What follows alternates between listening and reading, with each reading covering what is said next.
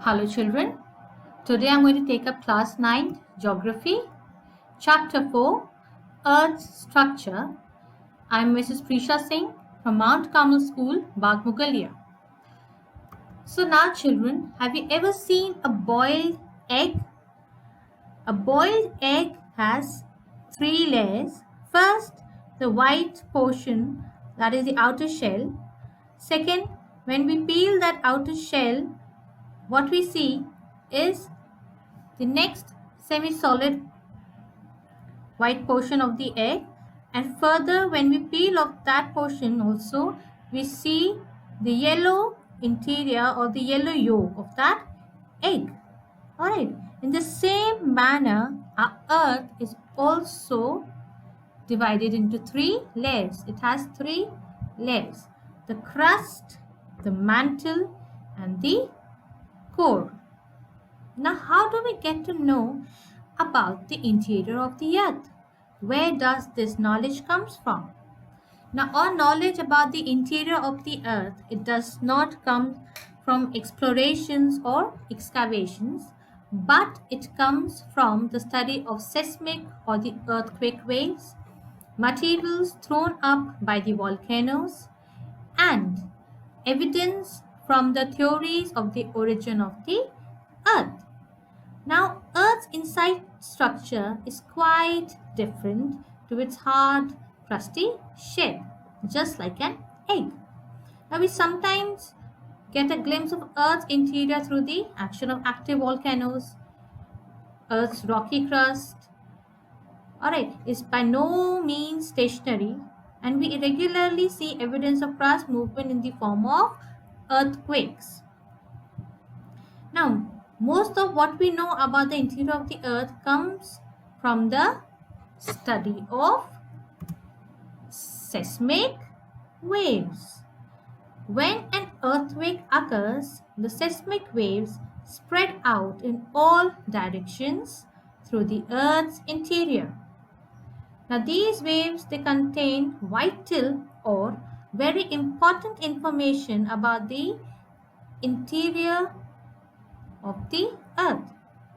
Now, as seismic waves they pass through the earth, they are refracted or bent, just like rays of light bend when they pass through a glass prism.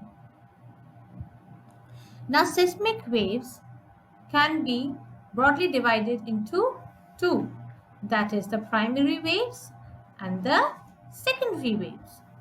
Now, primary waves are the fastest traveling waves, and they are the only waves which reach the earth's surface. Now, primary waves, they move in a back and forth motion, and the primary waves, they can travel through liquids and solids both.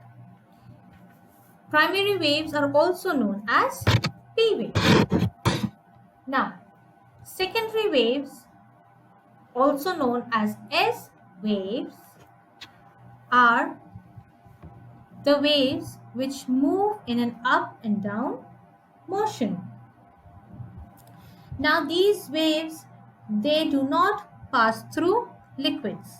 Okay, they can only pass through solids. Hence, the secondary waves, they cannot reach to the earth's surface. Now, how do these waves help us to know about the interior of the earth? So, the scientific instruments which record these waves have enabled scientists to know about the density, the pressure, and temperature of the interior of the earth. Now, because the speed of the seismic wave depends on density, we can use the travel time of these seismic waves, alright, to mark the changes in density with depth. And this will show that the earth is composed of several layers. Alright children. Now, the second one, evidence from which we come to know about the interior of the earth is the materials that are thrown up by the volcanoes. Now, the molten materials that are thrown up by the volcanoes. Alright, with the help of these materials, study of these materials, scientists have come to know about the materials that make the interior of the earth. Now, keeping in mind the theories of the origin of the earth, scientists study meteorites which fall on the surface of the earth. Now, after studying these meteoroids, what the scientists have come to know is that the interior of the earth is made up of the same material as that of the meteoroids. Alright children, now the temperature of the interior of the earth also, we come to know about it by the heat that is given out from the radioactive elements that are present deep inside the earth. We also get to know about the temperature. Now, how do we get to know about the temperature? By the heat that is given out by the radioactive elements that are present deep inside the earth.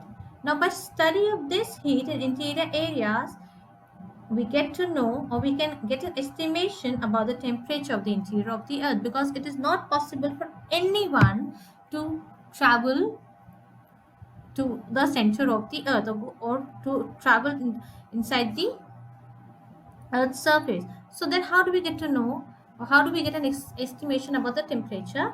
We get to know about it by the heat that comes out from the interior of the earth. Alright children, now let us study about the earth's structure. Now, earth's structure, as I told you, is made up of several layers. The outer layer is the earth's crust, that is also known as the lithosphere. Now, lithosphere is a layer that includes the crust and the uppermost portion of the mantle. Now, this layer is about 100 kilometers thick and has the ability to glide over or to move over the rest of the upper mantle. Now, lithosphere is also the zone where the earthquakes takes place, mountain melting takes place, volcanoes eruption takes place, and continental drift also takes place. Okay children, the topmost part of the lithosphere consists of crust. Now this material is cool, rigid and brittle. Now what do you understand by the term rigid? Rigid means something that is not flexible, something that cannot bend. Alright, so two types of crust can be identified, that is the oceanic crust and the continental crust. Now the second part is hydrosphere. Now some parts of the Earth's crust are immersed under the oceans and seas. Now these immersed parts form the hydrosphere. And when we move upwards, now we come to know that the earth is enveloped or surrounded by a blanket of gases, which is known as atmosphere. Now this is the earth's structure. Alright, now let us study about the chemical composition of the earth's structure. Now the first chemical composition we're going to study is about the earth's crust, that is the lithosphere. Now the lithosphere, or the outermost crust of the earth, is the thinnest layer. Now lithosphere is made up of rocks with large content of silicates, feldspar, mica, etc. Now as you can see in the diagram, lithosphere can be divided into two broad divisions, namely the continental crust, also known as Sile, and oceanic crust, that also known as Sima. Now Sile appears to float above Sima because it has less density. The name Sile is taken from silica and aluminium because of the presence of the elements silica and aluminium. And Sima is named after silica and magnesium because of the dominance of the elements, that is silica and magnesium. Now, let us study the chemical composition of the interior of the earth, that is the innermost part of the earth, that is the core. Now, the core of the earth is also called knife. Why? Why is it called knife? Because it is made up of nickel and iron. Now, as it is made up of nickel and iron, alright, now these are heavy metals having high density. Hence, these metals are found deep inside the earth. That is why nickel and iron only found deep inside the earth, that is in the core of the earth.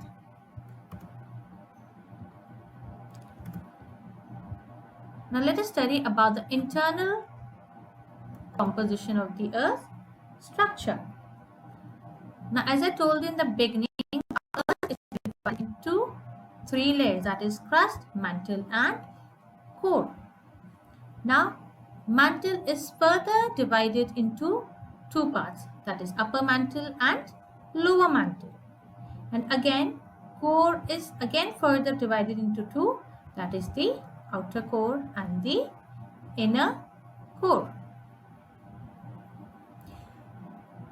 Now, with this, we stop the today's lecture. In the next video, children, I'm going to explain you about the 3 layers of the earth, that is the crust, mantle and core. Alright, a detailed explanation will be given.